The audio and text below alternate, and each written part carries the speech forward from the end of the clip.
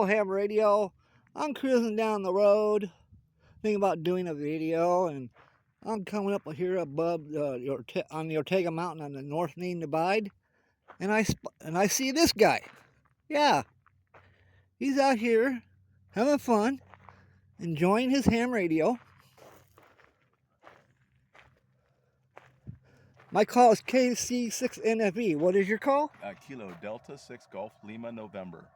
Okay, tell us about your little radio here. So just an FT891 at 100 watts, using mag mount antennas on the roof, and then the antenna in the back, that's a vertical.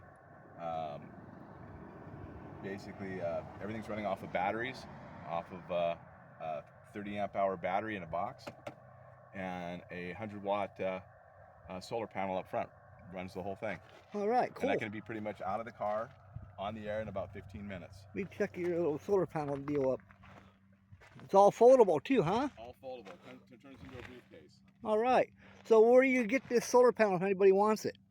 That's BioAnno. BioAnno? Yeah, they're out of Santa Ana. Okay, out of Santa Ana? Santa Ana, California. Okay. They do actually kind of cater to amateur radio too. All right. Their setup is really, really nice. They're very small. Come with a little charging pack that goes along with it. And most of the time I don't have to charge. I top off during the weekdays, and then on the weekends it's all done on solar. Okay. Hey, let's go over and talk about your little antenna with the counterpoise. Okay. And he has a second antenna over here with a telescopic adjustable antenna with a coil load. Yeah, that's a Sporty 40. A lot of people are probably familiar with this one.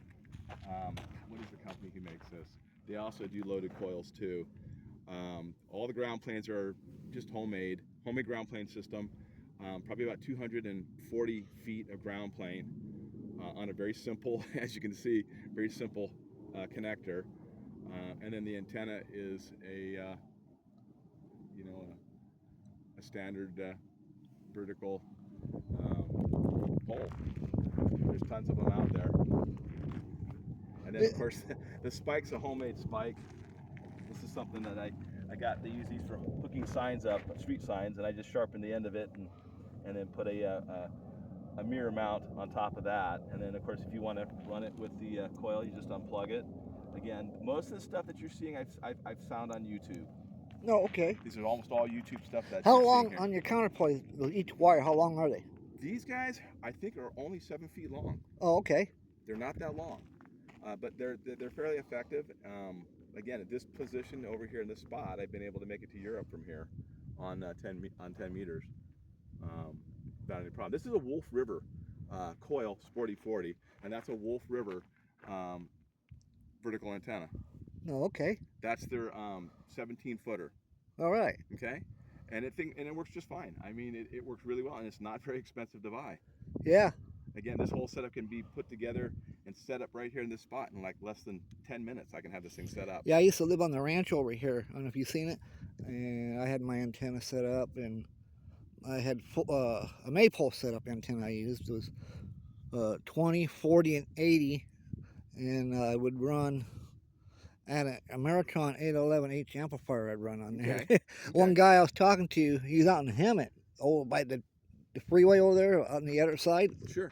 And he was wondering what I was doing. He said I was just pegging his meter, line of sight. Were you here during the fire?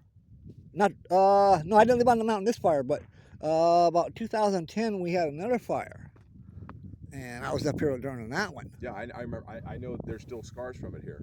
Yeah. This one was pretty bad. I mean, I live on the other side of this. I live actually in the Orange County side, so I watched when it started from there. It started on our side, and yeah, worked its way up over the hill.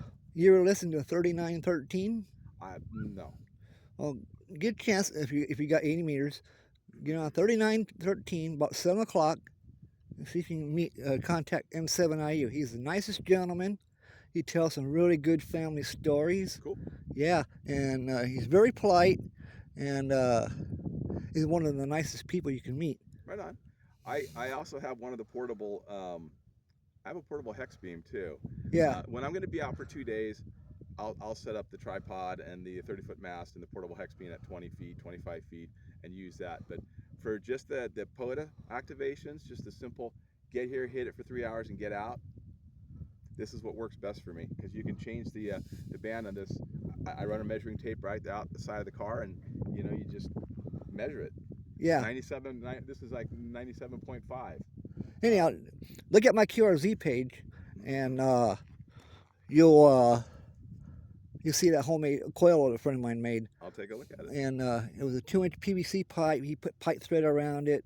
Then he got that like aluminum wire he wrapped around it, solid. Sure. And I think this worked great. It's amazing how minimalist you can be when it comes Yeah. to an antenna, and have it function quite well. There's been a big debate about this ground plane and what size. One ground plane for multiple bands, change the size, change the length of it. I've never changed the length of it. I know you should tune your ground plane as you would your antenna, but this setup works fine. Yeah, you got a desktop computer? I do. So when you do, bring up that coil load, count the coil wounds, and build yourself one of those.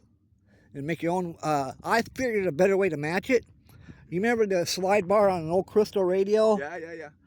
That'd be perfect for that antenna. You slide it up and down to get the bands you want. Yeah, that'd be perfect. I've seen plenty of the loaded coils. First, again, the Wolf River coil. I've seen the one made by the same company that makes the hex beam, the Buddy Pole system. They have a loaded coil too. Yeah. I just haven't gotten into those. I've mostly stayed with just a single vertical, and it's just so easy to pop off with quick disconnects and just take it back to the car. Yeah. Measure it out, stick it back on again, and you're up and running in seconds. And I have a saying: if you live in an HOA neighborhood, defund the HOA. So, anyways. No, they're there for a reason. They serve a purpose. Yeah. They are definitely anti amateur radio to a certain extent. Again, mine says if I can't see it from the front yard, then it's fine. Yeah. And I can put up just about any kind of wire that I want. Right now I've got up a I've got a wire up there right now, and it works just fine. Yeah. Yep. That's why I want to get. If I like to live a place out in the middle of nowhere, there ain't a house next door. Like an idiot, I told my uncle to sell his property, and I thought after he sold it, I go, you know what? I could have turned that into a place for ham radio operators. Nice They could have went farm. out there and had all their fun they wanted. I could have made it, had antennas waiting for them and all that, and just, I don't know, $50 a night, I'm running a G5, just a junior version of it Yeah. in the backyard. And it's Yeah. not very big, and I use the Buddy Pole, the actual the same thing that's used to hold the hex beam up. I also have a Facebook page, and for ham radio, I'm trying to encourage people like you. I'd welcome you to share this idea on my Facebook page. My page is Ham Radio. Let's see your antenna projects and other electronic ideas. Well, this is mostly stuff that I found on YouTube. So Yeah. all this stuff has been produced and publicized by Yeah. somebody already. Other Yep. people have already publicized this. I've just changed it to fit what I would use with the parts that I could find at Home Depot. Yeah. So everything I've seen, again, either I bought it from something that I saw on a YouTube page, or it is, somewhere close to what I had seen on a YouTube page, Yeah. simulated. And again, there's a lot you can learn on YouTube. Yeah. Okay, It well, teaches you a lot of stuff. I'm going to end my video right here. Sure. It was nice meeting you. Nice meeting you. Have fun. Yep. To me, that is sexy, seeing an antenna. That's something. All right, catch you later. That same antenna, again, that's a 17.